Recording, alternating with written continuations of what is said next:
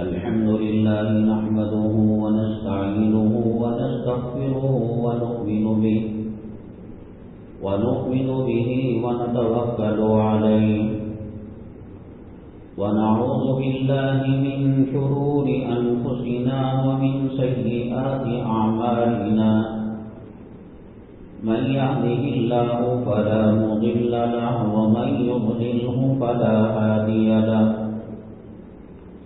ونشهد أن لا إله إلا الله وحده لا شريك له ونشهد أن سيدنا ومولانا محمدا عبده ورسوله صلى الله عليه وعلى آله وأصحابه وبارك وسلم تسليما كثيرا كثيرا. أما بعد فأعوذ بالله من الشيطان الرجيم. بسم الله الرحمن الرحيم. ولا تقولوا لمن يقتل في سبيل الله أموات. قال النبي صلى الله عليه وسلم حسين مني وأنا منه أو كما قال النبي عليه الصلاة والسلام. رب اشرح لي صدري ويسر لي أمري واحلل عقدة من لساني يفقهوا قولي. اللهم صل على سيدنا مولانا محمد في أول كلامنا. اللهم صل على سيدنا مولانا محمد في أوسط كلامنا.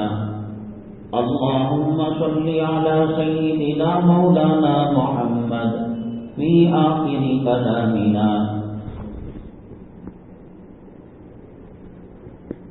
معزز سامعین کرام، اسلامی نیا سال کا ابتدائی مہینہ، پہلا مہینہ محرم الحرام کی 10 تاریخ یوم عاشوراء 1443 ہجری ہے اور اگست کی 20 تاریخ 2021 ہے. آج کے جمعہ کے بیان کے اہم اقتباسات، اہم موضوعات یہ ہیں. چونکہ آج یوم عاشوراء ہے اور کربلا جو وبا ہوا، واقع ہوا 10 محرم ہی کو ہوا. حضرت سیدنا حسین رضی اللہ تعالیٰ عنہ نے اور اہل بیت نے جام شہادت جو نوش کیا وہ آج ہی کا دن تھا. اس لیے اسی مناسبت سے پہلا مرکزی عنوان رکھا گیا ہے، اسلام زندہ ہوتا ہے ہر کربلا کے بعد.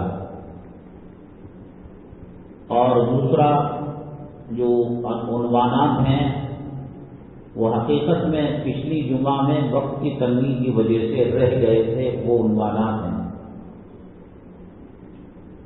جیسے آج کل ایک فیشن چل پڑا ہے تعمیر مساجد کا، تزئین مساجد کا، مساجد کو مزین کرنا، خوبصورت بنانا. یقیناً اللہ کا گھر ہے. آدمی جب اپنے گھر کو خوبصورت بناتا ہے اللہ کے گھر کو بھی بنانا چاہیے. لیکن جب قوم و ملت کے اندر ایسے حالات ہوں، کاروبار رزق حلال کے ذرائع ٹھپ پڑے ہوئے ہوں، لوگ خودکشیاں کر رہے ہوں اور کرنے پر مجبور ہوں، اور خواتین اپنی عزت کی سودا کرنے تک پہنچ چکی ہوں، ایسے موقع پر کوئی کہتا ہے میں ماربل لگاؤں گا، ٹائلس لگاؤں گا. مسجد کی تزئین کے مقابلے میں خدمت خلق، کسی کو خودکشی سے بچانا، کسی عورت کی عزت و آبرو کو بچانا، یہ کہیں زیادہ بہتر ہے. لوگ ان حالتوں کو دیکھتے نہیں، بس یہ سمجھتے ہیں کہ باپ مرا ایک قرآن مسجد میں رکھ دیا، ماں مری ایک قرآن مسجد کے اندر رکھ دیا، مسجد میں پہلے سے رکھے ہوئے قرآنوں کو پڑھنا مشکل ہے۔ اب لوگ یہ سمجھتے ہیں کہ صاحب قرآن رکھ دیا تو ان کی مغفرت کا پروانہ مل گیا۔ اب تو اینڈرائڈ فون غریب سے غریب تر گھر میں ہے اور قرآن کا اپلیکیشن ہزاروں ہے۔ آپ بلیک اینڈ وائٹ میں پڑھنا چاہیں، کلر میں پڑھنا چاہیں، تجویدی علامات کے ساتھ پڑھنا چاہیں، ایسے میں مسجد کے اندر کلام پاک رکھنے کے مقابلے میں اپنے خاندان کے کسی غریب بچے کی اسکول فیس دے دینا، کرنٹ کی بل بند دینا یا کوئی بھی نیک کام کر دینا زیادہ بہتر ہے۔ اس کے بارے میں انشاءاللہ تفصیل آئے گی۔ سوشل میڈیا کے ذریعے سے علماء کرام گلی گلی کے، محلے محلے کے مقررین بیانات اور مسائل کو لے کر اپنا سوشل میڈیا کا دروازہ کھولے ہوئے ہیں۔ ایک یہ ہے کہ بیان ہو رہا ہے، اس کو سوشل میڈیا میں ڈالا جا رہا ہے۔ بیان سوشل میڈیا کے لیے نہیں، سوشل میڈیا بیان کے لیے ہو، اس میں آنے کے لیے، چمکنے کے لیے، شہرت کے لیے، ریاکاری کے لیے، دکھاوے کے لیے کہ صاحب میں بھی ایسی تقریر کر سکتا ہوں، ایسے مسائل بول سکتا ہوں۔ جانے انجانے لوگ نیت کی خرابی کے ساتھ اگر بیانات کرتے ہیں اور سوشل میڈیا کا استعمال کرتے ہیں تو ان کا جو فاؤنڈیشن اور بنیاد ہے وہ شہرت ہے۔ شہرت کے ساتھ، ریاکاری کے جذبے کے ساتھ اگر کوئی قرآن بھی پڑھتا ہے، اگر کوئی بیان بھی کرتا ہے، اس میں تاثیر نہیں ہوتی۔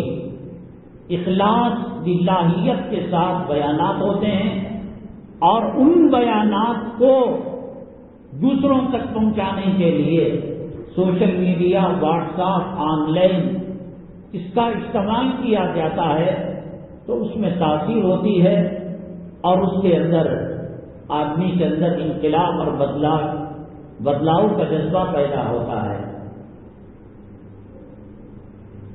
آپ اردو بیان ڈالیں، تمل ڈالیں، ملیالم ڈالیں، ہزاروں لوگ بیانات کے پلیٹ فارم پر ملیں گے۔ اور ایک ایسا پرفتن دور ہے کہ یہود اور نصارہ علماء کے لبادے میں، علماء کے لباس میں قرآن اور حدیث اور دینی بیانات کی آڑ میں مسلمانوں کو گمراہ کر رہے ہیں، مسلمانوں کو مسلک حق سے، مذہب حق سے ہٹا رہے ہیں۔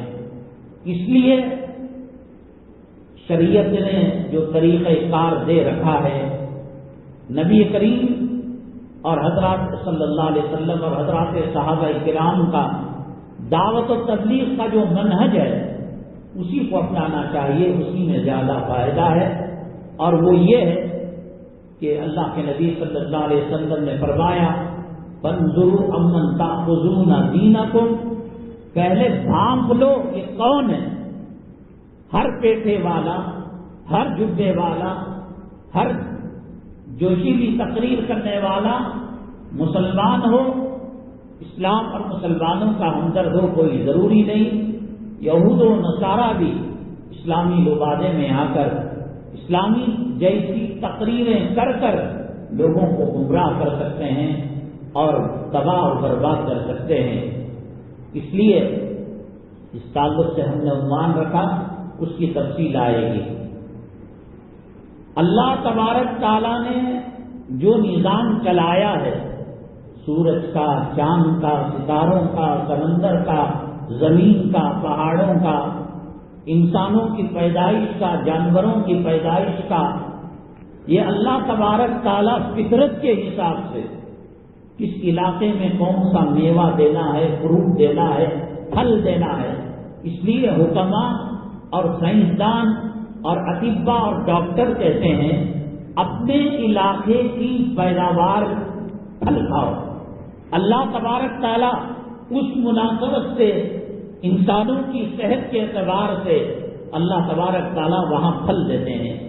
لیچی پھل بہار میں ملتا ہے، یو پی میں ملتا ہے، اب اس کو امپورٹ کر کر منگائیں گے، مزہ تو آئے گا لیکن جتنا نفع وہ اپنے علاقے کے لوگوں کو دے گا، سیب جہاں لگتا ہے اللہ تبارک تعالیٰ وہاں لوگوں کے مزاج اور طبیعت اور ان کی صحت کی مناسبت سے وہ پھل دیتے ہیں اللہ تبارک تعالیٰ۔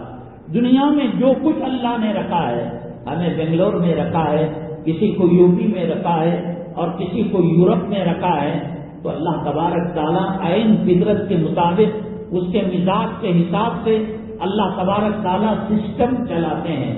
اور یہ پوری دنیا میری مٹھی میں امپورٹ ایکسپورٹ کیا، یہ نظام فطرت کے خلاف ہے، یہ مناسب نہیں ہے۔ اور اسی طریقے سے اللہ تبارک تعالیٰ نے مرد و عورت کو پیدا کیا نسل انسانی کو بڑھاوا دینے کے لیے۔ اب اگر اس کے اندر بندش لائی جائے، ہم دو ہمارے دو، ہم دو ہمارا ایک، یہ اللہ کے نظام قدرت اور نظام فطرت سے ٹکراؤ لینا ہے۔ اور جو قوم اللہ کے نظام سے، اللہ کی قدرت سے ٹکراتی ہے، اللہ تبارک تعالیٰ اس کے وجود کو ختم کر دیتے ہیں اور اس کی زندگی کے اندر اللہ تبارک تعالیٰ عذاب لے آتے ہیں، تہس نہس کر دیتے ہیں۔ یہ جو آوازیں ہو رہی ہیں کہ مسلمانوں کی آبادیاں بڑھ رہی ہیں، آبادی کو گھٹاؤ، نسل کشی کرو، نسل بندی کرو۔ جب ہندوستان کے اندر نسل بندی کا قانون بننے والا تھا، حضرت اقدس مولانا قاری محمد طیب صاحب رحمۃ اللہ علیہ، حضرت اقدس مولانا علی میاں صاحب رحمۃ اللہ علیہ بڑی شد و مت کے ساتھ تحریک چلائی کہ یہ عین فطرت انسانی اور اللہ کی سنت کے خلاف ہے، اور اس قانون کو واپس لینے پر ان حضرات نے مجبور کیا۔ لیکن پھر دوبارہ ایسی باتیں ہو رہی ہیں کہ جو لوگ بچے زیادہ پیدا کریں گے ان کو قانونی اعتبار سے حکومت کی سطح پر جو فیسلٹیز ہوتی ہے، جیسے کہ یلو کارڈ ہوتا ہے یا اولڈ ایج لوگوں کو ٹکٹ کم دی جاتی ہے، راشن دیا جاتا ہے، اور جو فیسلٹیز ہیں ان کو ختم کر دیا جائے گا۔ یہ نظام قدرت اور اللہ تعالیٰ کی فطرت سے ٹکرانا ہے، اور اللہ کی فطرت سے ٹکرانا قدرت سے بغاوت ہے، اور قدرت سے جو بغاوت کرے گا وہ اپنا انجام دیکھ لے گا۔ پچھلے جمعہ ہم نے سوال رکھا تھا، بعض گناہ بہت چھوٹے ہوتے ہیں لیکن سزا بڑی خطرناک ہوتی ہے، جیسے کفر ہے، شرک ہے۔ اب اس نے کفر کر لیا، شرک کر لیا، اللہ تبارک تعالیٰ فرماتے ہیں ان اللہ لا یغفر ان یشرک بہ ویغفر ما دون ذلک لمن یشاء۔ اللہ تعالیٰ ہر گناہ معاف کرتے ہیں لیکن شرک کو معاف نہیں کرتے، کفر کو معاف نہیں کرتے اللہ تعالیٰ۔ اور جو مشرک ہوگا، کافر ہوگا، ہمیشہ ہمیشہ جہنم میں رہے گا۔ اور بعض گناہ بڑے ہوتے ہیں دیکھنے میں لیکن ان کی سزا چھوٹی ہوتی ہے۔ اللہ تعالیٰ کی کیا حکمت ہے، کیا مصلحت ہے، انشاءاللہ اس کو بیان کیا جائے گا۔ حضرات، آج 10 محرم یوم عاشوراء ہے۔ یوم عاشوراء کا نام سنتے ہی کربلا کا واقعہ دل و دماغ کے اندر گھومنے لگتا ہے، اور اس میں کوئی شک نہیں، کربلا کا جو سانحہ پیش آیا اور کربلا کا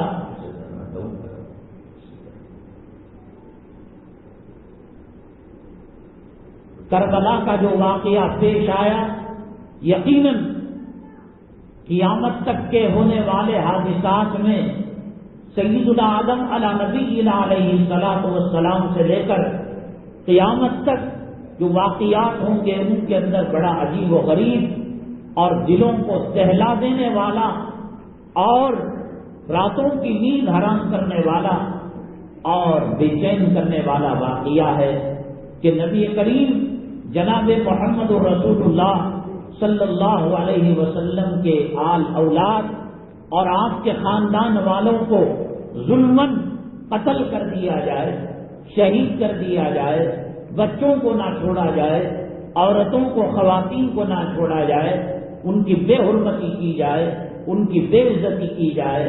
لیکن لوگ یہ سمجھتے ہیں کہ 10 محرم اس لیے مشہور ہے کہ کربلا کا واقعہ پیش آیا، اس لیے سارے عالم میں، ساری دنیا میں جو لوگ شیعہ ہیں وہ فوکس کرتے ہیں کربلا کے واقعے کو. وہ یکم محرم سے 10 محرم تک ہر رات تقریریں کرتے ہیں اور مرثیے پڑھتے ہیں، اور علماء کرام ہمارے بھی تقریریں کرتے ہیں تو کربلا کے واقعے کو فوکس کرتے ہیں، کربلا کے واقعے کو پیش کرتے ہیں. اور یوں سمجھ میں آتا ہے کہ 10 محرم یوم عاشورہ کربلا کی وجہ سے مشہور ہے.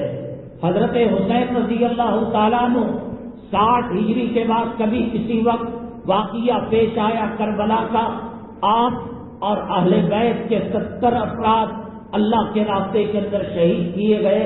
یقیناً یہ دل کو دہلا دینے والا، اور جو نبی کریم جناب محمد رسول اللہ صلی اللہ علیہ وسلم سے محبت کرتا ہے، جو آدمی کسی سے محبت کرتا ہے، ان کے گھرانے سے محبت کرتا ہے، ان کی تہذیب سے محبت کرتا ہے، ان کے کلچر سے محبت کرتا ہے، ان کے لباس سے محبت کرتا ہے، ان کے طور طریقوں سے محبت کرتا ہے. یہ نہیں امام حسین رضی اللہ تعالیٰ عنہ سے محبت کی جائے اور ان کی طرح چہرہ نہ بنایا جائے. امام حسن رضی اللہ تعالیٰ عنہ اور اہل بیت سے محبت کی جائے اور نماز چھوڑ دی جائے، یہ ہو نہیں سکتا. جو آدمی جس سے محبت کرتا ہے اس کی گلی کوچے، اس کی تہذیب، اس کا کلچر، اس کا تمدن، اس کا لباس، اس کا کھانے کا طریقہ، ہر چیز سے وہ محبت کرتا ہے. ہمیں نبی کریم جناب محمد رسول اللہ صلی اللہ علیہ وسلم سے محبت ہے تو ہماری مائیں آپ کے ازواج مطہرات سے بھی محبت ہے. ہماری ماں کو کوئی گالی دے، ہماری اولاد کے ساتھ کوئی برا معاملہ کرے، ہمارے ساتھ کوئی برا معاملہ کرے، ہم برداشت کر سکتے ہیں. امی جان عائشہ صدیقہ رضی اللہ تعالیٰ عنہ پر انگلی اٹھے گی، ازواج مطہرات پر انگلی اٹھے گی، نبی کریم صلی اللہ علیہ وسلم کے صاحبزادوں پر، آل اولاد پر انگلی اٹھے گی، آپ کے صحابہ پر انگلی اٹھے گی، اور انگلی اس کے سامنے اٹھائی جائے، بدنام کیا جائے، لام تان کیا جائے، گری ہوئی نگاہ سے دیکھا جائے، اور پھر کوئی آدمی خاموش رہے، یہ اس بات کی علامت ہے کہ اس کے ایمان کا جنازہ نکل چکا ہے. رائی کے دانے کے برابر اس کے دل کے اندر ایمان نہیں ہے. ہماری جان، ہماری مال، ہماری آل اولاد، ہمارا خاندان اور خون کے قطرے قطرے کے اندر اگر اللہ تبارک تعالیٰ ایک الگ روح رکھے، الگ جان رکھے، یہ نبی کریم صلی اللہ علیہ وسلم کی آل اولاد اور آپ کے آل بیت پر، اہل بیت پر قربان ہے. ایک مرتبہ نہیں، لاکھوں مرتبہ قربان ہے. آپ کے ہم پر اتنے احسانات ہیں کہ اس جیسی لاکھوں کروڑوں کائنات مل کر آپ کے احسان کا بدلہ چکانا چاہے، آپ کے احسان، آپ کی اعلی اولاد کا احسان کا بدلہ چکانا چاہے، قیامت آ سکتی ہے، لیکن ایک بال کے برابر، ایک پانی کے قطرے کے برابر آپ کا احسان کا بدلہ کوئی نہیں چکا سکتا. اس لیے سب کچھ برداشت ہوگا. کوئی آقا کی توہین کرے گا، صحابہ کی توہین کرے گا، آل اولاد کی توہین کرے گا، اہل بیت کی توہین کرے گا. یہ مسلمان کی شان نہیں کہ اس کے سامنے توہین کی جائے اور اس کو وہ برداشت کر لے. یقیناً یزید نے غلط حرکت کی. یقیناً 10 محرم کو عاشورے کے دن حضرت امام حسین رضی اللہ تعالیٰ عنہ کے ساتھ ناقابل برداشت واقعہ پیش آیا. یقیناً آپ کے بھائی حضرت حسن رضی اللہ تعالیٰ عنہ کو زہر دے کر شہید کیا گیا. یقیناً حضرت حسن اور حضرت حسین رضی اللہ تعالیٰ عنہ کے والد محترم حضرت علی کرم اللہ وجہہ کو ابن ملجم نے زہریلی تلوار مار کر شہید کر دیا. یہ شہداء کا خاندان ہے. ہمیں دل میں تکلیف ہوتی ہے. اور جو واقعہ کربلا کے میدان کے اندر پیش آیا اور ایک چھوٹا ننھا منا بچہ 2 سال کا، اس کے ساتھ جو واقعہ پیش آیا جب وہ پیاسے ہوئے اور پانی کے لیے ندی کے پاس لے جایا گیا وہ پانی پانی العطش العطش کہہ رہا تھا بچہ. امید نہیں تھی اہل بیت کو کہ وہ بچے کے ساتھ بھی یہ سلوک کریں گے اور بچے کے ساتھ بھی یہ معاملہ کریں گے. یزیدی فوج دور سے یہ معاملہ دیکھ رہی تھی کہ بچے کو ندی کے قریب لے جایا جا رہا ہے. 2 سال کا بچہ، کیا عمر ہوتی ہے، کیا خطا کی اس نے، کیا جرم کیا اس نے. لڑائی حضرت حسین رضی اللہ تعالیٰ عنہ سے ہو سکتی ہے، لڑائی علی اکبر سے ہو سکتی ہے، لڑائی علی اصغر سے ہو سکتی ہے، لڑائی وہ قافلے سے ہو سکتی ہے جو قافلہ یزید پر بیعت کرنے کے لیے تیار نہیں تھا. کیا بات کی لڑائی تھی، کس چیز کا اختلاف تھا؟ اصل معاملہ یہ ہے حضرت معاویہ رضی اللہ تعالیٰ جو یزید کے والد ہے وہاں تک نبی کریم صلی اللہ علیہ وسلم کے بعد حضرت صدیق اکبر رضی اللہ تعالیٰ عنہ آئے، ان کے بعد حضرت عمر بن خطاب رضی اللہ تعالیٰ عنہ، ان کے بعد حضرت عثمان غنی. خلافت کا سلسلہ چلتا رہا اور خلافت کے اندر جب خلیفہ کا انتقال ہو جاتا ہے تو شورا کے اراکین اللہ والوں کی جماعت بیٹھ کر میٹنگ کرتی ہے کہ اس کے بعد کون خلیفہ بنے گا اور اس کے بعد کون تخت نشین ہوگا. یہ علماء اور شورا والوں کی میٹنگ کے ساتھ یہ معاملہ طے ہوتا تھا. لیکن حضرت معاویہ رضی اللہ تعالیٰ عنہ تک یہ شورا، یہ میٹنگ، یہ احباب حل و عقد کا رائے مشورہ چلتا تھا. امیر معاویہ رضی اللہ تعالیٰ عنہ نے یزید کو بغیر مشورے کے بادشاہ بنا دیا اور وہاں سے خلافت کا جو منہج تھا وہ دوسری پٹری پر چلنے لگا. امام حسین رضی اللہ تعالیٰ ماننے کے لیے تیار نہیں تھے. کہا حضرت صدیق اکبر جو طریقے سے خلیفہ بنائے گئے، حضرت عمر بن خطاب اور خلفائے راشدین اور پھر اس کے بعد جو خلفاء آئے حضرت امیر معاویہ رضی اللہ تعالیٰ عنہ تک وہ طریقہ اپنایا جائے. پتہ نہیں کیا حالات تھے حضرت امیر معاویہ رضی اللہ تعالیٰ عنہ کے سامنے کہ ان حالات کی مجبوری کی وجہ سے یزید کو بغیر مجلس شورا کے، بغیر میٹنگ کے، بغیر مشورے کے ان کو خلیفہ بادشاہ نامزد کر دیا گیا. خلافت شریعت کی پسندیدہ چیز ہے، خلافت منہج قرآن ہے، خلافت منہج سنت ہے. ملوکیت، بادشاہت ایک اسلامی مزاج نہیں ہے. اور خلافت کے اندر تقوی کو دیکھا جاتا ہے، طہارت کو دیکھا جاتا ہے.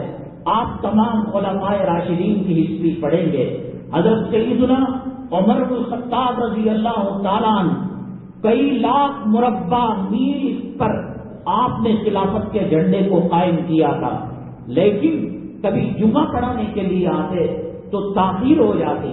نماز کے بعد صحابہ کرام رضوان اللہ علیہ اجمعین آپ کے ساتھی پوچھتے، اے عمر 1:15 بجے آپ کو آنا تھا، 1 بجے آپ کو آنا تھا، آپ 10 منٹ لیٹ کر آئے، لوگوں کو ویٹ کرایا، انتظار کرایا، مشقت میں ڈالا. حضرت عمر بن خطاب امیر المؤمنین خلیفۃ المسلمین کئی لاکھ مربع میل پر اور دنیا کے ایک یورپ سے بڑھ کر علاقے پر آپ نے خلافت کے جھنڈے کو قائم کیا تھا. آنکھوں میں آنسو لا کر فرماتے ہیں، ساتھیوں بات یہ ہے کہ نبی کریم صلی اللہ علیہ وسلم نے فرمایا جمعہ کے لیے پاکیزہ کپڑوں کو استعمال کیا جائے. تمہارے امیر المؤمنین اور خلیفۃ المسلمین کے پاس یہ پہنا ہوا صرف ایک جوڑا تھا. اس ایک جوڑے کو دھو کر سکنے تک جو وقت ہوا وہ وقت جو ہے یہ آنے میں تاخیر کا سبب بن گیا. دوسرا کپڑا نہیں تھا، چپل میں پیون لگے ہوئے تھے، ٹانکے لگے ہوئے تھے. ایک بدوی مدینہ طیبہ آیا، کہا تمہارا بادشاہ کہاں رہتا ہے، تمہارا امیر المؤمنین کہاں رہتا ہے، تمہارا خلیفۃ المسلمین کہاں رہتا ہے. بڑے تصور کے ساتھ آیا تھا. اس نے کسرا کو دیکھا تھا، قیصر کے محل کو دیکھا تھا، ایران کے محل کو دیکھا تھا، بادشاہوں اور شہنشاہوں کی قیامگاہوں کو دیکھا تھا.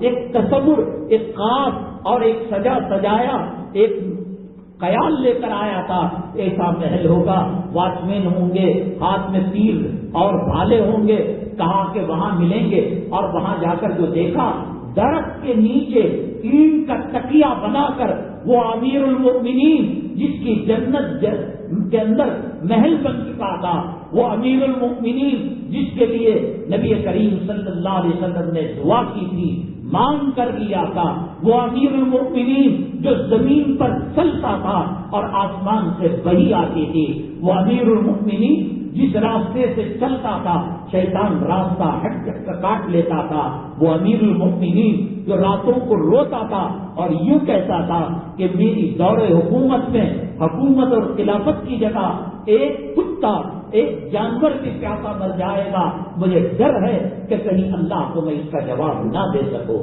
خلافت حکومت کرنے کا نام نہیں، باڈی گارڈ رکھنے کا نام نہیں، چھوٹی چھوٹی بیماریوں پر امریکہ جا کر یورپ جا کر علاج کرنے کا نام نہیں۔ ایک ملک ایک حکومت سے دوسری حکومت کے اندر سلطنت منتقل ہوتی ہے تو وہاں کا سابق بادشاہ پیسہ لے کر جاتا ہے، سونا لے کر جاتا ہے، چاندی لے کر جاتا ہے۔ وہ امیر المؤمنین تھا کہ جو کچین کو تکیہ بنا کر وہ سو رہا تھا، پسینہ آ رہا تھا۔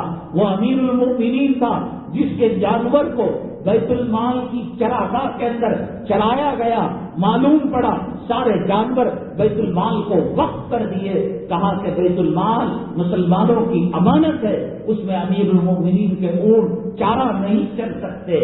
یہ زندہ نمونہ تھے، اس کے اندر انسان کو سکون ملتا تھا، عورت کو عزت ملتی تھی، اور اس کے اندر زمین بات مانتی تھی۔ ایک مرتبہ ایک بڑھیا کھڑی ہوئی رو رہی تھی، حضرت سیدنا عمر بن الخطاب رضی اللہ تعالیٰ عنہ سے نے پوچھا اماں جان کیوں رو رہی ہو؟ کہا میری مالکن نے تیل منگایا تھا، پھسل کر سلپ ہو کر وہ تیل گر گیا، زمین کے اندر جذب ہو گیا۔ مالکن بڑی کٹھور ہے، وہ مارے گی، وہ ڈانٹے گی، وہ گالیاں دے گی۔ کہنے لگے کہ اگر یہ تیل مل جائے، امیر المؤمنین آپ مذاق فرما رہے ہیں؟ نہیں، اگر کہہ دوں تو اس کے بعد کہا اگر اللہ کی نگاہ میں میرے محبوب صلی اللہ علیہ وسلم کے آنکھوں میں میں محبوب ہوں، میں پسندیدہ ہوں، اے زمین میں اللہ کا بندہ ہونے کے ناطے تو بھی اللہ کی بندی ہے، نکال دے یہاں سے تیل کو۔ تو دیکھا ابل کر تیل آیا اور اس بڑھیا نے اس تیل کو اپنے پیمانے اور اپنے گلاس کے اندر رکھا اور لے کر زمین، نیل، آسمان، پہاڑ سب ان کی بات مانا کرتے تھے، راحت ہوا کرتی تھی، کوئی یتیم سکتا نہیں تھا، کوئی بیوہ آہکار نہیں بجاتی تھی، ایک سکون، ایک اطمینان، ایک راحت کی زندگی خلافت کے اندر نصیب ہوتی ہے۔ یزید اس آرام کو، اس سکون کو خیر آباد کر کر بادشاہت قائم کرنا چاہتا تھا۔ حضرت امام حسین رضی اللہ تعالیٰ جب معلوم پڑا بیعت کرنے کے لیے تیار نہیں ہوئے اور صورتحال معلوم کرنے کے لیے مدینہ طیبہ سے مکہ مکرمہ آئے، اور مکہ مکرمہ آنے کے بعد وہ کربلا کی سرزمین پر جانے کا ارادہ کیا۔ حضرت عبداللہ بن عمر، حضرت عبداللہ بن ابی بکر، حضرت عبداللہ بن علی، کئی صحابہ نے کہا، حضرت عبداللہ ابن عباس روکا کہ مت جائیے، کوفہ کے لوگ غدار ہیں، بے وفا ہیں، وعدہ وفا نہیں کرتے، اللہ کے لیے آپ نہ جائیے۔ انہوں نے کہا کہ ٹھیک ہے میں نہیں جاؤں گا۔ حضرت مسلم بن عقیل رضی اللہ تعالیٰ عنہ کو نمائندہ بنا کر بھیجا، کوفہ والے مجھے بلا رہے ہیں، جاؤ انسپیکشن کرو، معائنہ کرو۔ جا کر انسپیکشن کیا، معائنہ کیا، کوفہ اور دور دراز کے لوگ حضرت مسلم بن عقیل رضی اللہ تعالیٰ عنہ کا ویلکم کیا، خوش آمدید کہا اور ان کا بڑا اکرام کیا، احترام کیا۔ گورنر یزید کا جو متعین تھا اس علاقے میں ابن زیاد، حضرت نعمان بن بشیر رضی اللہ تعالیٰ نبی کریم صلی اللہ علیہ وسلم کے صحابی گورنر تھے۔ معلوم تھا یزید کو اور یزید کے حواریوں کو اور یزید کے حکومت کے اہلکاروں کو کہ نعمان بن بشیر رضی اللہ تعالیٰ نبی کے صحابی ہیں، فیصلہ حق بجانب کریں گے، وہ یہ نہیں دیکھیں گے کہ کون بادشاہ یزید ہے، کون حسین عوام کے اندر آتا ہے، ان کا مقام کیا ہے۔ اس لیے ان کی گورنری کو ناحق معطل کر کر ابن زیاد جس کے حسب و نسب کے اندر بھی شوق تھا، وہ کبھی بھی اپنی ماں کا نام بتاتا تھا، باپ کا نام نہیں بتاتا تھا، اس کو گورنر مقرر کیا۔ ابن زیاد فطرت کے اعتبار سے، طبیعت کے اعتبار سے بڑا جلاد تھا، بڑا ظالم تھا۔ اس میں جب پتا چلا کہ ہزاروں لوگ حضرت مسلم بن عقیل رضی اللہ تعالیٰ عنہ کے ہاتھ پر نیابتاً حضرت حسین رضی اللہ تعالیٰ عنہ پر بیعت کر لی ہے، تو ابن زیاد نے لوگوں کو ڈرایا، دھمکایا، ان کی بیعت توڑو اور یزید کے ہاتھ پر بیعت کرو۔ لوگ ڈر گئے تلوار کے سامنے، ظلم و تشدد کے سامنے، اور پھر باتوں میں اکسا کر بہلا کر حضرت مسلم بن عقیل رضی اللہ تعالیٰ عنہ کو کہیں پناہ دینے کے نام پر لے جا کر ان کو شہید کر دیا اور ان کو قتل کر دیا۔ وہ زمانہ سوشل میڈیا کا زمانہ نہیں تھا، انٹرنیٹ کا زمانہ نہیں تھا، موبائل کا زمانہ نہیں تھا، آن لائن چیٹنگ کا زمانہ نہیں تھا۔ ایک بات کوفہ سے مکہ مکرمہ تک، مدینہ طیبہ تک پہنچنے کے لیے ایک لمبا وقت درکار ہوتا تھا۔ حضرت حسین رضی اللہ تعالیٰ عنہ کا قافلہ پڑاؤ کیا ہوا تھا، ان کو یہ خبر تو پہلی ملی۔ حضرت مسلم بن عقیل جو آپ کے نمائندہ بن کر کوفہ گئے تھے، ان کا ویلکم کیا گیا، ان کے ہاتھ پر بیعت کی گئی، ان کا استقبال کیا گیا، اور آپ کا ویٹ کیا جا رہا ہے، انتظار کیا جا رہا ہے۔ ہزاروں خطوط لکھے، آئیے حضرت حسین، آپ اہل بیت ہیں، نبی کے پسندیدہ ہیں، نبی کے محبوب ہیں، نبی کے چہیتے ہیں، آپ سے محبت کرنا اللہ سے محبت کرنا ہے، آپ سے نفرت کرنا اللہ کے دین سے دوری ہے، اور اللہ کے عذاب خدا ایسے ایسے خطوط لکھے۔ دوسرا جو معاملہ پیش آیا کہ ابن زیاد نے لوگوں کو بھڑکا کر بیعت توڑوا دی، حضرت مسلم بن عقیل کو شہید کر دیا۔ وہ نیوز پہنچتے پہنچتے درمیان میں دم توڑ دی، پہلی نیوز پہنچی تھی تو حضرت حسین رضی اللہ تعالیٰ عنہ نے حضرت عبداللہ ابن عباس، حضرت عبداللہ ابن ابو بکر، حضرت عبداللہ ابن عمر، تینوں عبداللہ، ایک کے بعد ابو بکر، ایک کے بعد حضرت عمر، ایک کے بعد حضرت عباس، ان تینوں کو کہا دیکھو ہزاروں خطوط ہیں، اور دیکھو اس کے اندر بتایا گیا ہے کہ مسلم بن عقیل رضی اللہ تعالیٰ عنہ کے ساتھ کتنا خوش دلی کا معاملہ کیا، ویلکم کیا، خوش آمدید کیا۔ تو یہ خبر تو تھی، کیا ان خطوط کے باوجود میں نہ جاؤں؟ حضرت عبداللہ ابن عباس دیگر نے کہا ہمیں تو ایسا محسوس ہوتا ہے کہ ان کی زبانیں اور ان کا ظاہری جسم آپ کے ساتھ ہے، لیکن ان کی تلواریں یزید کے ساتھ ہیں، نہ جانا بہتر ہے۔ حضرت حسین رضی اللہ تعالیٰ عنہ جنگ کرنے کے لیے نہیں گئے تھے، یزید کی حکومت کو چھیننے کے لیے اور تخت حاصل کرنے کے لیے اور خود بادشاہ بننے کے لیے نہیں گئے تھے۔ یزید کوفہ میں نہیں تھا، وہ تو کہیں اور کربلا میں نہیں تھا، کہیں دور دارالخلافہ میں بیٹھے من موجی کر رہا تھا۔ اطلاعات کا کوئی سسٹم نہیں تھا، آن لائن کا کوئی سسٹم نہیں تھا۔ ابن زیاد جو کرتا، جو کہتا، یزید اس کو مان لیا کرتا تھا۔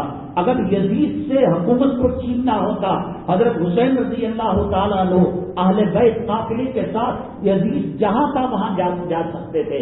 حضرت نے کہا کوفہ میں جائیں گے، کربلا میں جائیں گے، اس سرزمین کے اندر جائیں گے، اور ہم نے جو غلط فہمی آئی ہے یزید کے تعلق سے، وہ فاسق ہے، وہ فاجر ہے، وہ بے نمازی ہے، وہ خلافت کے منہج سے ہٹ کر ملوکیت کی پٹری پر، بادشاہت کی پٹری پر حکومت کا نظام اور حکومت کا سسٹم چلا رہا ہے، ہم جائیں گے، اصلاح کریں گے۔ یزید جب دیکھے گا نبی کے نواسے آئے ہیں، نبی کے اہل بیت آئے ہیں، تو وہ مصالحت کر لے گا۔ حضرت صرف اصلاح کرنے کی غرض سے منہج نبوت اور منہج خلافت کو قائم کرنے کی ارادے، ورنہ کون جنگ کے اندر بیوی کو لے کر جاتا ہے، چھوٹے معصوم بچوں کو لے کر جاتا ہے، ہتھیار لے کر جائیں گے اور جنگ کے آلات لے کر جائیں گے، یہ اصلاح کرنے کے لیے وہ منہج جو خلافت کا تھا، ملوکیت کی پٹری پر چل رہا تھا، اس کو دوبارہ منہج خلافت پر لانے کی کوشش کے لیے چھوٹے بچوں کو دیکھ کر ترس آ جائے، حضرت علی کی گھر کی خواتین اہل بیت کو دیکھ کر ترس آ جائے، رحم آ جائے۔ یہاں اگر پٹری بدلے گی، یزید اگر ملوکیت اور بادشاہت کی پٹری پر حکومت کی ٹرین چلائے گا تو پھر رہتی دنیا تک یہ سلسلہ چل پڑے گا. اس پٹری کے ٹراک کو موڑنے کے لیے، آپ مصالحت کرنے کے لیے اور دین کا افہام و تفہیم کرنے کے لیے آپ تشریف لے گئے، لیکن جب آپ پہنچے وہاں تو حضرت عبداللہ ابن عباس، حضرت عبداللہ ابن عمر، حضرت عبداللہ بن ابی بکر کی بات صحیح ثابت ہوئی. ان لوگوں نے پیر پکڑ کر روکا تھا، یہ غدار ہیں، ان کے مزاج کے اندر بے وفائی ہے، بے عہدی ہے. وہاں دیکھا معاملہ پورا الٹ پلٹ ہے. حضرت مسلم بن عقیل جو آپ کے نمائندے تھے، امبیسیڈر تھے، ان کو شہید کر دیا گیا. اور لوگ ان کی بات ماننے سے شروع میں تو ویلکم کہا، اہلا و سہلا مرحبا کہا، پھر ہر آئے دن ہر آئے رات مجمع اتنا گھٹتا گیا، اتنا گھٹتا گیا کہ کوفہ اور کربلا کا ایک آدمی، ایک بچہ، ایک مرد، ایک عورت آپ کے ساتھ کوئی رہنے کے لیے تیار نہیں تھا. آپ سمجھ گئے ان کی غداری کو. تو ابن زیاد جو گورنر تھا 3 پالیسیاں بھیجی. کہا کہ غلط فہمی میں ہم اپنے قافلے کے ساتھ اہل بیت کے ساتھ یہاں آ چکے ہیں، ہمیں واپس جانے دیا جائے، ہم یزید سے جو بات کرنا ہے کر لیں گے، یا نہیں تو امن و سکون کے ساتھ بغیر جنگ کے یہاں پر رہنے کی اجازت دی جائے، یا نہیں تو ہمیں جنگ کرنے پر مجبور کر دیا جائے. اس قسم کی اس سے ملتی جلتی 3 شرائط رکھی. تو بیچ کے لوگوں نے کہا بڑی اچھی بات کہہ رہے ہیں، یہ نبی کے نواسے ہیں، یہ حضرت فاطمہ کے لاڈلے ہیں، یہ سیدہ شبابی اہل جنت الحسن والحسین ہیں، جنت کے نوجوانوں کے سردار ہیں. ان سے پنگا لینا، ان سے لڑائی کرنا، ان سے دشمنی کرنا، ان کے خون سے تلواروں کو رد کرنا مناسب نہیں ہے. تو کسی حد تک ان کی پالیسی پر عمل کرنے کے لیے تیار ہو گئے. اسی مجمع کے اندر ایک ملعون کتا شمر دل جوشن تھا. اس نے کہا کیا غلطی کر رہے ہو، چھوڑ دو گے اور لشکر لے کر آئیں گے، نبی کے خاندان کے نام پر، نبی کے نواسے کے نام پر ہزاروں لاکھوں لوگ آئیں گے، ہماری گورنری چھن جائے گی، کتے ہم پر چھوڑ دیے جائیں گے، ہماری حکومت، ہماری سلطنت ختم کر دی جائے گی. ان کو گھیرو، نہ صرف گھیرو بلکہ ان کا پانی بند کر دو. چنانچہ ندی کے کنارے یہ اہل بیت کا قافلہ پڑاؤ ڈالا ہوا تھا. 1000 کے لشکر کو وہاں پر بھیجا اور کہا کہ تم ندی کے آگے چلے جاؤ، پانی نہیں لے سکتے، پیاسا رکھا گیا. آدمی کھانے کے بغیر ایک لمبی مدت رہ سکتا ہے، لیکن پانی کے بغیر بڑی مشکلات پیش آتی ہیں. ان میں نبی کے نواسے تھے، نبی کے گھرانے کے لوگ تھے، نبی کے گھرانے کے خواتین تھی. یاد رکھیے گا کہ ان لوگوں کے ساتھ کربلا میں جو لوگ حضرت حسین کے مقابلے میں آئے، اہل بیت کے مقابلے میں آئے، وہ کافر نہیں تھے، وہ یہودی نہیں تھے، وہ عیسائی نہیں تھے، وہ مشرک نہیں تھے، وہ نمازی تھے، وہ نبی کے امتی تھے، وہ نبی کے غلام ہی تھے. اس سے پتہ چلا اسلام کو مسلمان داڑھی رکھ کر، اسلام کا نام رکھ کر، مسلمانوں کے نطفوں سے پیدا ہو کر وہی کام کرے گا جو یزید اور ابن زیاد اور شمر ذی الجوشن نے اپنے زمانے کے اندر کام کیا تھا. چلو ہندوؤں کی لڑائی مسلمانوں سے ہو رہی ہے، یہودیوں کی لڑائی تو بات، یہ کون ہے ابن زیاد، یہ کون ہے شمر ذی الجوشن، یہ کون ہے یزید، یہ کون ہے یزیدی لشکر. اس میں سے تو ایک صاحب تھے جو لشکر کے سپہ سالار تھے، انہوں نے کہا نانا اہل بیت پر تلوار نہیں اٹھا سکتا. انہوں نے اس وقت تک اہل بیت کا ساتھ دیا جب تک کہ وہ شہید نہ ہو گئے. مسلمان ہی تھے لیکن ان کے اعمال اس درجے خراب تھے کہ حق و باطل کا نظام ختم ہو چکا تھا، حق و باطل کا فرق ختم ہو چکا تھا، ایمان اور کفر کا فرق ختم ہو چکا تھا، ظالم اور مظلوم کا فرق ختم ہو چکا تھا. اللہ ورنہ یہ لوگ تو مسلمان تھے، ان کو پتا تھا امام حسین رضی اللہ تعالیٰ عنہ کا مقام کیا ہے، اہل بیت کا مقام کیا ہے. قرآن کریم کے اندر اللہ تبارک تعالیٰ نے اہل بیت کی تعریف کی ہے. انما یرید اللہ لیذھب عنکم الرجس اہل البیت ویطہرکم تطہیرا. اللہ نے ان کا مقام بیان کیا ہے، ان کی فضیلتوں کو بیان کیا ہے.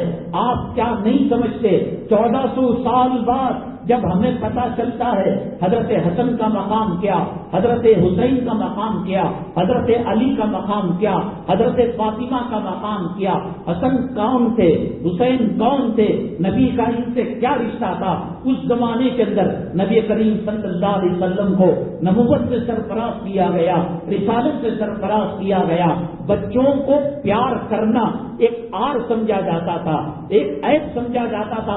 بھائی اتنا بڑا آدمی ہے، چیف جسٹس ہے، لیکچرار ہے، پروفیسر ہے، ارب پتی ہے، کروڑ پتی ہے، یہ بچوں کے ساتھ پیار کر رہا ہے. حضرت اسامہ بن زید رضی اللہ تعالیٰ نبی کریم صلی اللہ علیہ وسلم سے ملاقات کے لیے آئے. میں کیوں کہہ رہا ہوں، یزیدی لشکر کو معلوم تھا کہ حسین کے لب حضور پاک صلی اللہ علیہ وسلم کے لبوں کو لگے ہوئے ہیں. حسین کے اندر خون حضرت علی کا دوڑ رہا ہے، حضرت حسین کے اندر دودھ کے اثرات حضرت فاطمہ کے ہیں. حسین کے سر پر سایہ اپنے نانا سرور کونین صلی اللہ علیہ وسلم کا ہے. یہ کوئی یورپ کا بندہ نہیں ہے، یہ کوئی امریکہ کا انگریز نہیں ہے. یزید جانتا ہے، گورنر جانتے ہیں، کوفہ والے جانتے ہیں. حضرت اسامہ بن زید رضی اللہ تعالیٰ عنہ فرماتے ہیں میں کسی غرض سے نبی کریم صلی اللہ علیہ وسلم کے پاس گیا.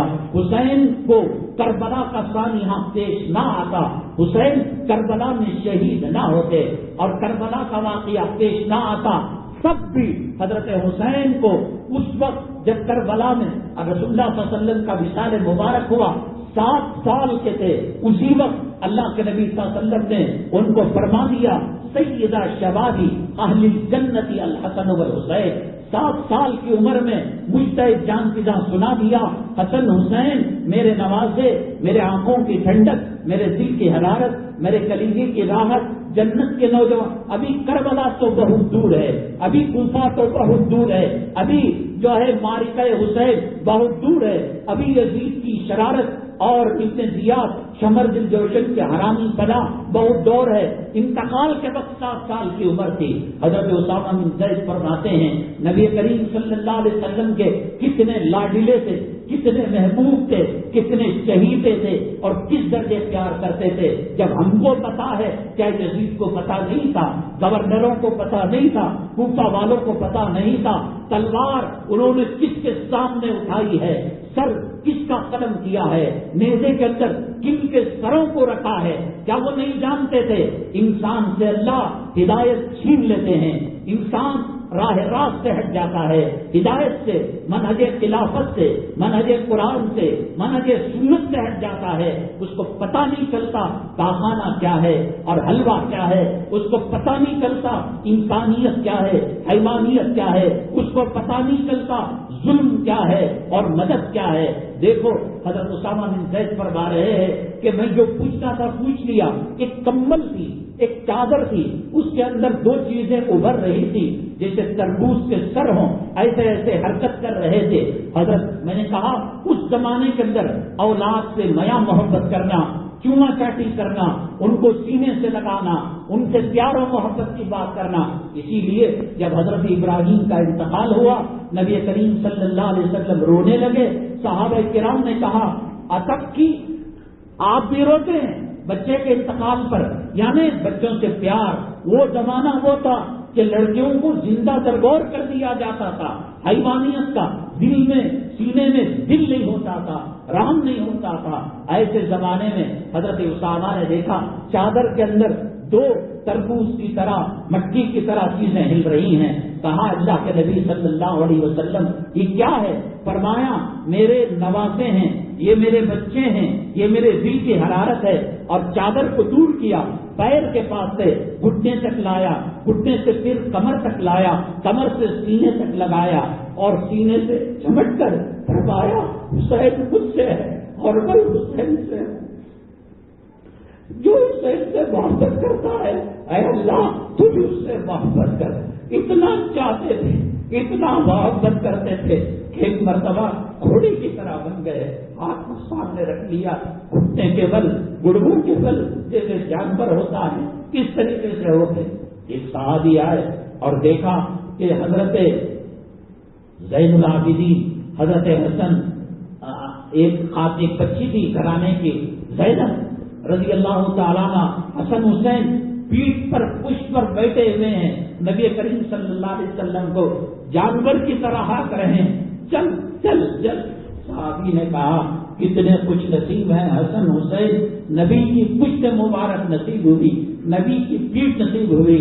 اللہ کے نبی صلی اللہ علیہ وسلم نے فرمایا یہ مت کہو حسن و حسین خوش نصیب ہے، وہ سوار خوش نصیب ہے تو حسن و حسین کو پیٹھ پر بٹھانا، میں خوش نصیب ہوں، حسن کو اٹھانے والا، حسین کو اٹھانے والا، اتنا پیار اتنا پیار۔ ایک مرتبہ رات میں یا دن کے وقت پیاس لگی، حضرت حسن رضی اللہ تعالیٰ عنہ رونے لگے، العطش العطش، میں کہہ رہا ہوں آج 1400 سال کے بعد حضرت حسن کے حالات، حضرت حسین کے حالات، نبی کریم صلی اللہ علیہ وسلم کی نمازوں سے محبت، نمازوں سے تعلق، وہ زمانے میں جب بچوں سے پیار کرنا آر تھا، شرم کی بات تھی، بزدلی کی بات تھی، نبی کریم صلی اللہ علیہ وسلم شرمائے نہیں۔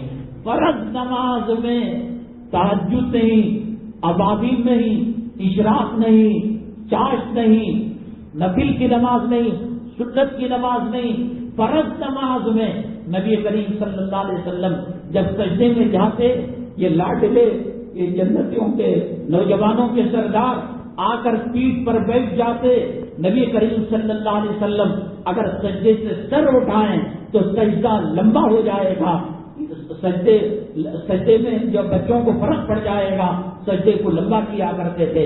تو ایک صحابی سب میں سے اٹھ کر آئے اور حضرات حسنین کو ہٹانا چاہا تو سجدے میں ہاتھ ایسا یوں کیا، نانا ان نمازوں کو مت روکو، جب تک جی چاہے بیٹھے، محمد صلی اللہ علیہ وسلم سجدے سے سر نہیں اٹھائے گا۔ اتنا پیار اتنا لاڑ۔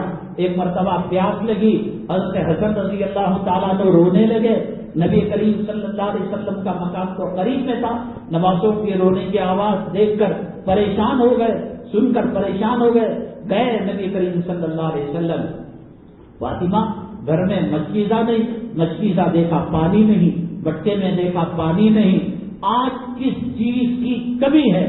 آج ہمارے گھروں کے اندر، ہمارے ایک متوسط خاندان کے اندر 50 سال 60 سال جینے کے اسباب ہیں، ایک بوند پانی نہیں۔ جنتی عورتوں کی سردار حضرت فاطمہ کے گھر میں، جنتی نوجوانوں کے سردار حضرات حسنین کے گھر میں، اور وہ علی کو کیا سمجھتے ہو جس علی کو اللہ کے نبی رضی اللہ تعالیٰ اللہ کے نبی صلی اللہ علیہ وسلم نے کہا کہ 10 عشرہ مبشرہ میں ابو بکر فی الجنہ و عمر فی الجنہ و عثمان فی الجنہ و علی فی الجنہ و طلحہ فی الجنہ و زبیر فی الجنہ و سعد بن وقاص فی الجنہ، 10 آدمیوں کا نام لے کر نبی کریم صلی اللہ علیہ وسلم نے کہا ان کو مرنے سے پہلے، موت سے پہلے جنت کی سرٹیفکیٹ دے دی گئی۔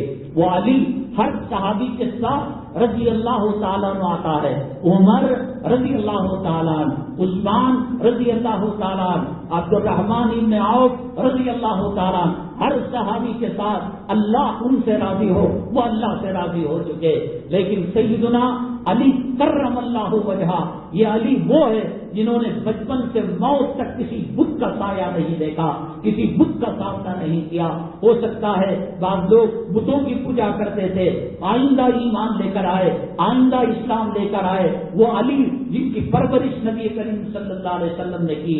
ایک مرتبہ حضرت علی کا ہاتھ پکڑ لیا اور فرمایا علی جنت میں میں اور تو حسن اور حسین ایسے ساتھ رہیں گے جیسے ہم اس وقت ملے ہوئے ہیں۔ یہ علی کے گھرانے کے حسنین تھے، یہ فاطمہ کا دودھ پیے ہوئے حسین تھے، یہ نبی کے نواسے حضرت حسین تھے۔ پیاس لگی، تڑپ کر آئے نبی کریم صلی اللہ علیہ وسلم، کہا فاطمہ بیٹی گھر میں مشکیزہ کہاں ہے، مٹکا کہاں ہے؟ مشکیزے میں پانی نہیں، مٹکے میں پانی نہیں، پانی خریدنا پڑتا تھا پینے کے لیے، دور جانا پڑتا تھا، اور حسن تڑپ رہے ہیں، پیاس سے بے قابو ہو رہے ہیں۔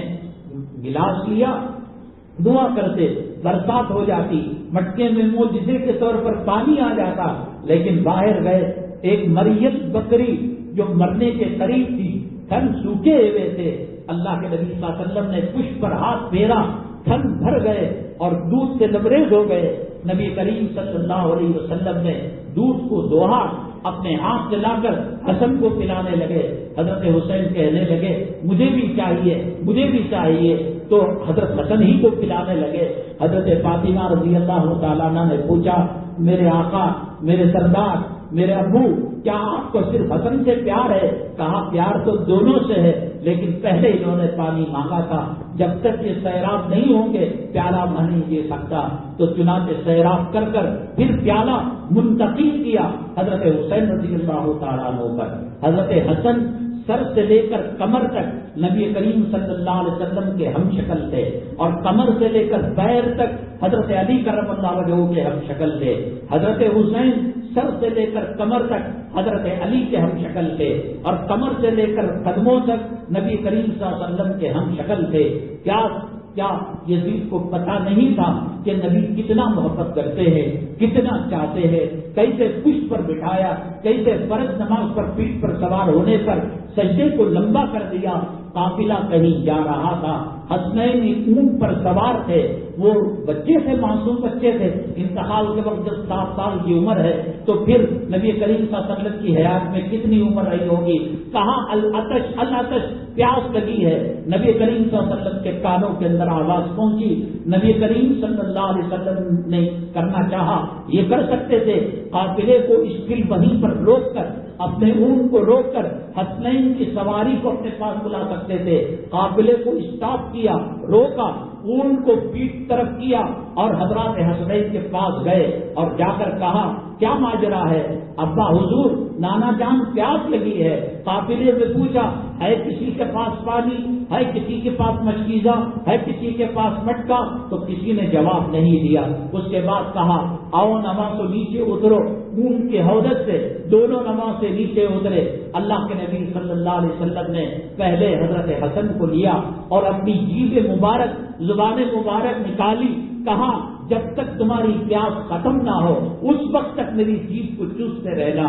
حضرت حسین رضی اللہ تعالیٰ عنہ کو بعد میں بٹھایا.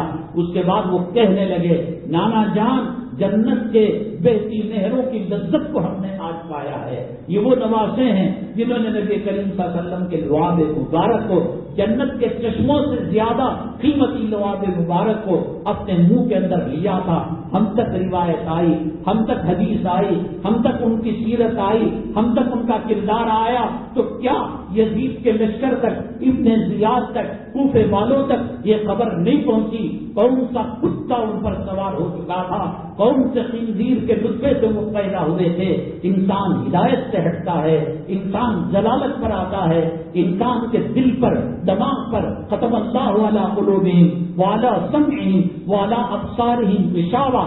اور جب دنیا کا پردہ پڑ جاتا ہے، دنیا کی محبت آ جاتی ہے، مال کی محبت آ جاتی ہے، دولت کی محبت آ جاتی ہے، پیسوں کی محبت آ جاتی ہے. قرآن شریف کے 30 پاروں کے اندر اللہ نے کہیں نہیں کہا کہ اولاد سے محبت کرو، یا اولاد تمہیں تباہ کر کے رکھ دے گی. یا ایھا الذین آمنوا لا تلہکم اموالکم ولا اولادکم عن ذکر اللہ.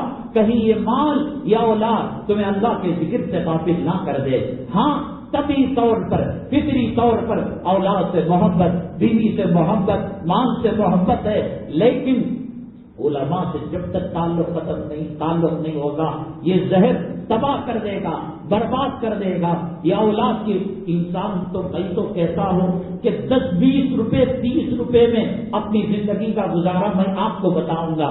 شیواجی نگر مارکیٹ کی جو مسلم ہوٹلیں ہیں سب سے دوستی کر لیجئے، کہیے کہ میں غریب ہوں، میں بھوکا ہوں، میں گھر سے نکالا گیا ہوں. آپ 10-20 روپے لے لیجئے. لوگوں کا وہ کھانا جو بچا ہوا ٹوٹی میں ڈالتے ہیں، نالے میں ڈالتے ہیں. 10 منٹ میں آپ کو پراٹھا مل جائے گا، پھلکا مل جائے گا، بریانی مل جائے گی اور آپ کو گوشت مل جائے گا. 30 روپے میں زندگی ہو سکتی ہے. یہ لون کا لینا، یہ قرضوں کا لینا، یہ سود میں ڈوب کر ماں کا بلاತ್ಕಾರ کرنا، ان کی کالجوں کی فکر، ان کے لباسوں کی فکر، ان کو اچھا رکھنے کی فکر، ان کی شادیوں کی فکر. 30 روپے میں ہمارا گزارا ہو سکتا ہے. اولاد کی وجہ سے، بیوی کی وجہ سے، گھرانے کی وجہ سے ہماری زندگیاں تباہ برباد ہو رہی ہیں.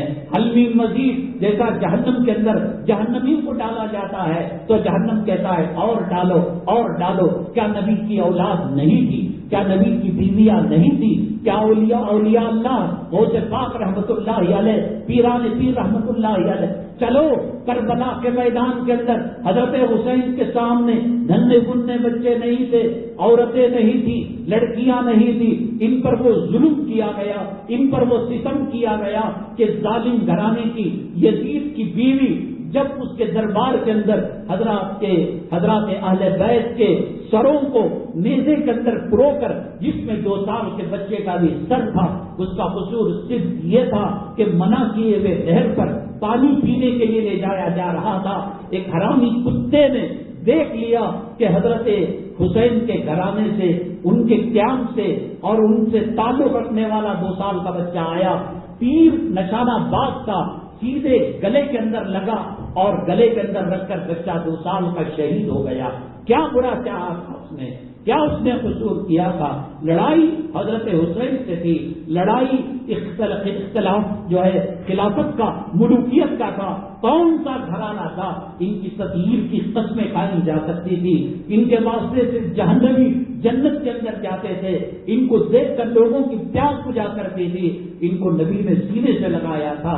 ایک صحابی فرماتے ہیں میں نے دیکھا حسن ایک گود میں بیٹھے ہیں، حسین ایک گود کے اندر بیٹھے ہیں۔ نبی کریم صلی اللہ علیہ وسلم کے زمانے میں میڈ ان چائنا کے کھلونے نہیں ہوا کرتے تھے، میڈ ان انڈیا کے کھلونے نہیں ہوا کرتے تھے، جیپ ایسے باہر کرتے، حسن پکڑنے جاتے، نبی کریم صلی اللہ علیہ وسلم اپنی جیپ کو اندر کر لیتے، یہ کھیل کھیل کر دل بہلایا کرتے تھے۔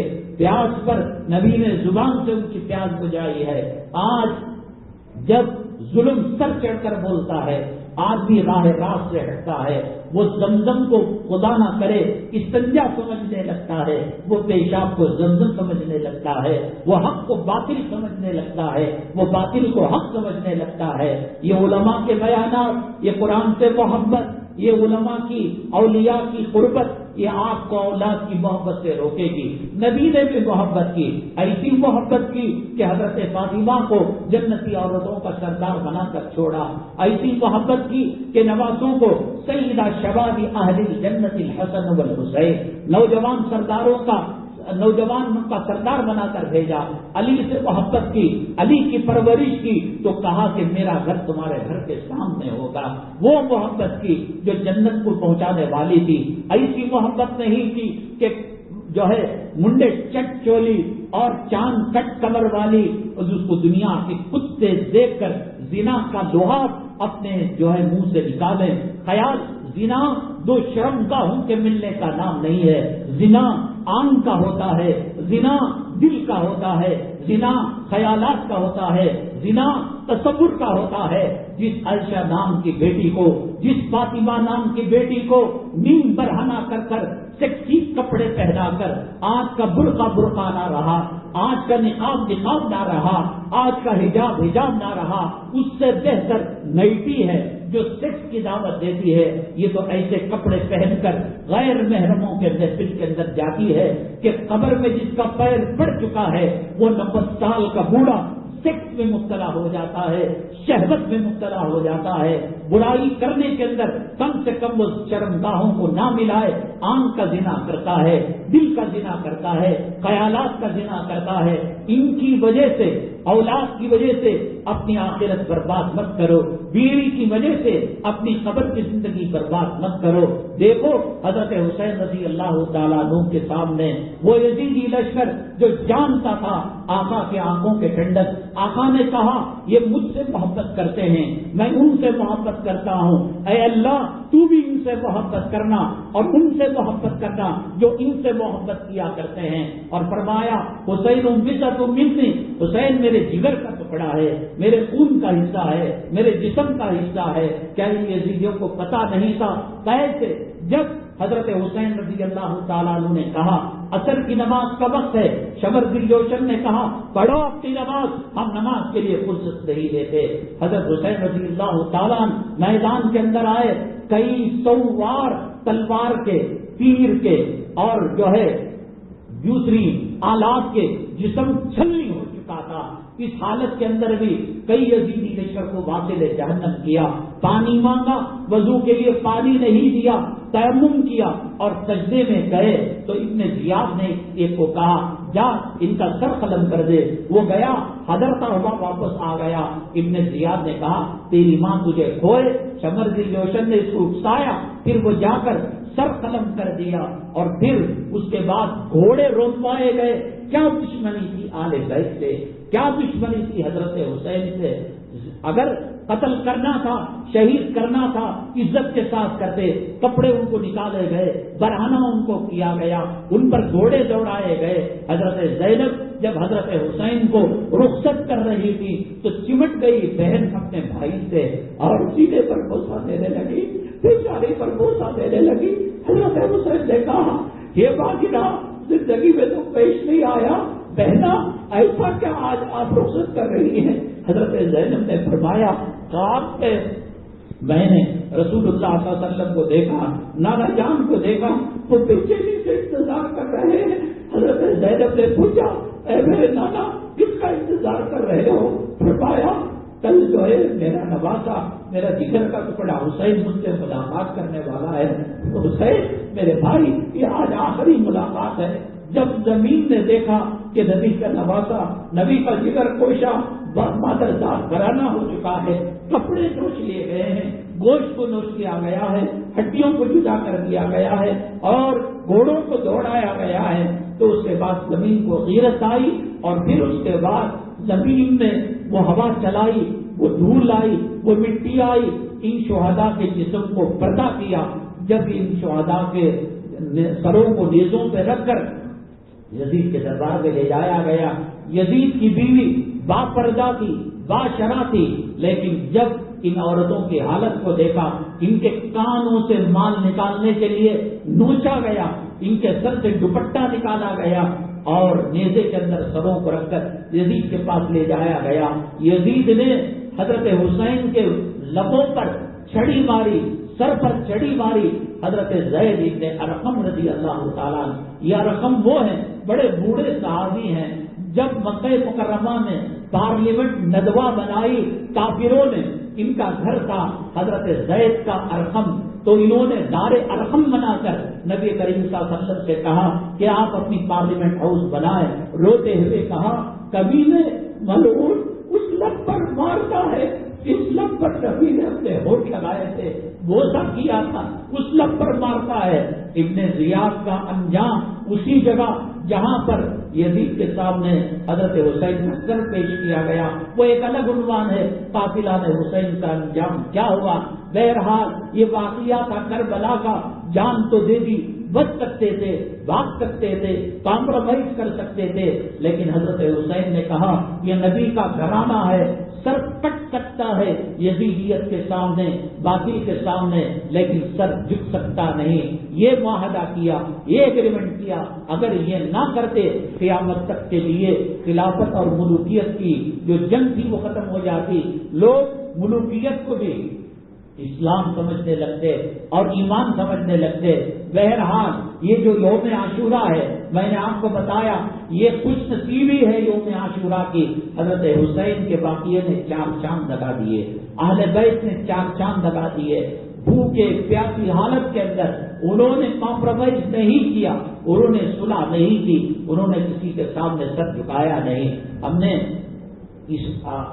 آج کے تعلق سے حدیث ہے جو اپنے اہل و عیال پر غصہ رکھے گا، کھانے پینے میں پہننے میں خرچ زیادہ کرے گا، اللہ تبارک تعالیٰ سال بھر اس کے رزق کے اندر خیر و برکت برآمد فرمائیں گے. اب دیکھیں ایمان اللہ پر کہاں رہا. مؤذن کی صدا، نبی کی صدا، بلال کی صدا، اللہ کی پکار، حی علی الصلاۃ پر کون مان. باپ کہتا ہے بیٹے روٹی کھا لے.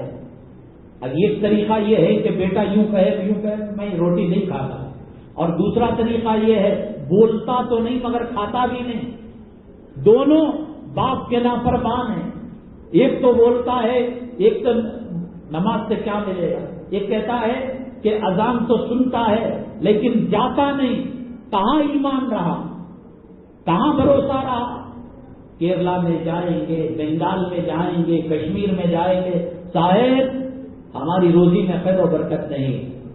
اللہ کے نبی صلی اللہ علیہ وسلم نے فرمایا یوم عاشورہ کے اندر جو وسعت کرے گا اللہ تبارک تعالیٰ سال بھر اس کی زندگی میں خیر و برکت مرمت فرمائیں گے.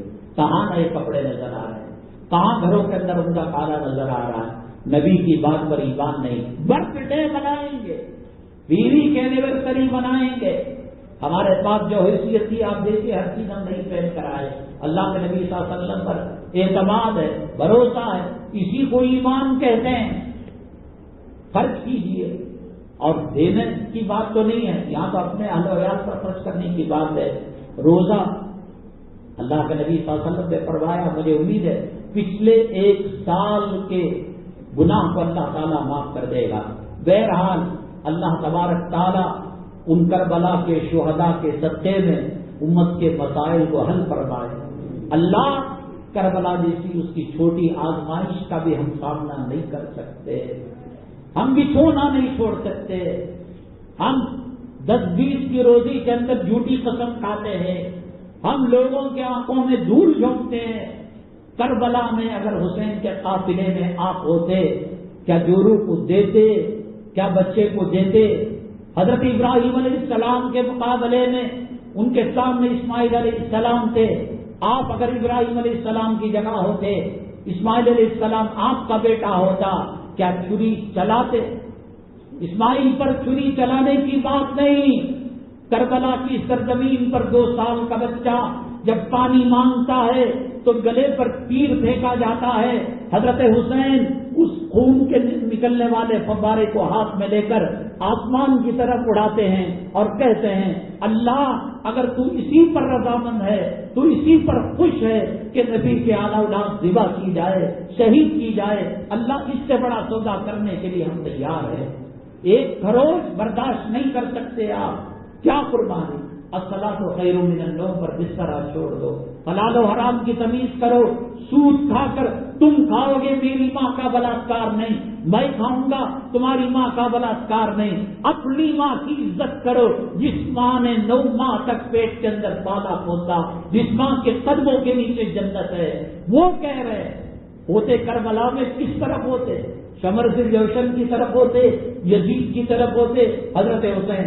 اللہ ایسے امتحانات, اس آزمائش کا ہم میں تحمل نہیں, ٹوٹے پھوٹے سجدوں کو قبول فرما لے, ہماری توبہ کو قبول فرما لے. اے اللہ آج سے ہماری زندگی بدل لے, حرام سے ہماری حفاظت فرما, حلال لقموں کو نصیب فرما, کسی کا محتاج نہ بنا. مدینہ طیبہ کی ریاض الجنہ کی شہادت کی موت نصیب فرما. اے اللہ ہمارے پاس کوئی چیز نہیں جسے ہم آپ کے دربار میں پیش کر سکے, ہم صرف یہ کہہ سکتے ہیں بے بقی میں حضرات ازواج مطہرات کے قدموں کے پاس ہماری قبر بنی تھی, نبی کے لاڈلوں کے قبر کے پاس, پیروں کے پاس ہماری قبر بنی تھی, حضرت عثمان غنی شہید کے پہلو میں ہماری قبر بنی تھی. اللہ بقی میں ہماری قبر بنا. قیامت میں نبی کریم صلی اللہ علیہ وسلم کا شفاعت کا پروانہ نصیب فرما. ہم نے کہا تھا کہ گناہ چھوٹا ہوتا ہے, ہمارے پاس کوئی اوزار نہیں ہے, کوئی پیمانہ نہیں ہے کہ گناہ کون سا چھوٹا کون سا بڑا ہوتا ہے. ایک آدمی بینک میں ڈاکہ ڈالتا ہے, مہینوں سے کوشش کرتا ہے کہ 2-3 کلومیٹر گھر سے سوراخ کرتا ہے, سرنگ بناتا ہے, تجوری توڑتا ہے, ویلڈنگ کرتا ہے, لیکن اس کی سزا ہاتھ کاٹنا ہے. اور اگر قتل کرتا ہے 1.5 منٹ کے اندر سر قلم کر دیتا ہے, عزت لوٹتا ہے, چند منٹ کے اندر وہ معاملہ ختم ہو جاتا ہے. تو یہ شریعت گناہ کی کیفیت کو دیکھتی ہے, کتنا وقت لگ رہا ہے وہ نہیں دیکھتی.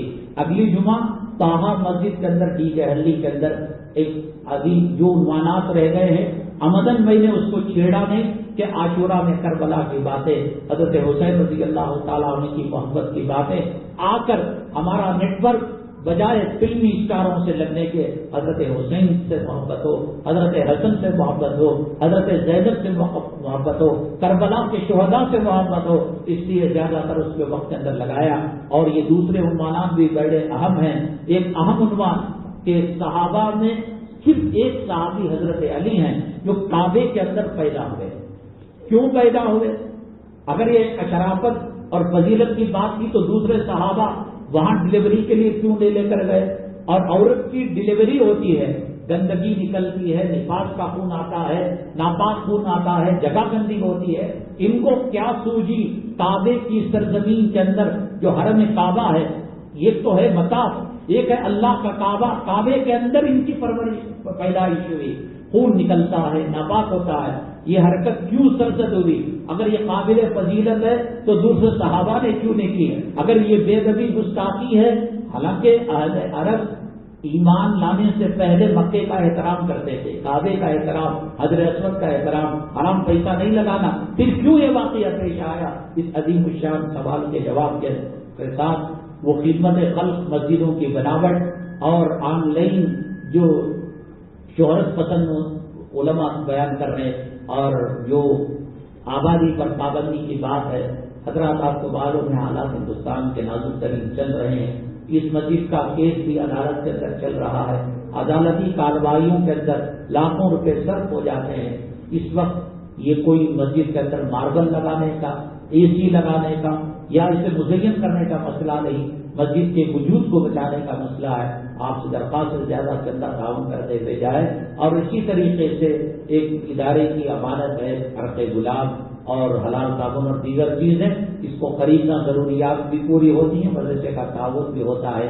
اللہ تبارک تعالیٰ شہداء کربلا کی صدقے میں ہماری زندگیوں میں تقویٰ طہارت لائے، اور چاہتے نہ چاہتے ہماری پیشانی کے بال پکڑ کر اللہ دین اسلام پر ہمیں چلائے اور ہمارا خاتمہ ایمان پر فرمائے۔ آمین واخر دعوانا الحمدللہ۔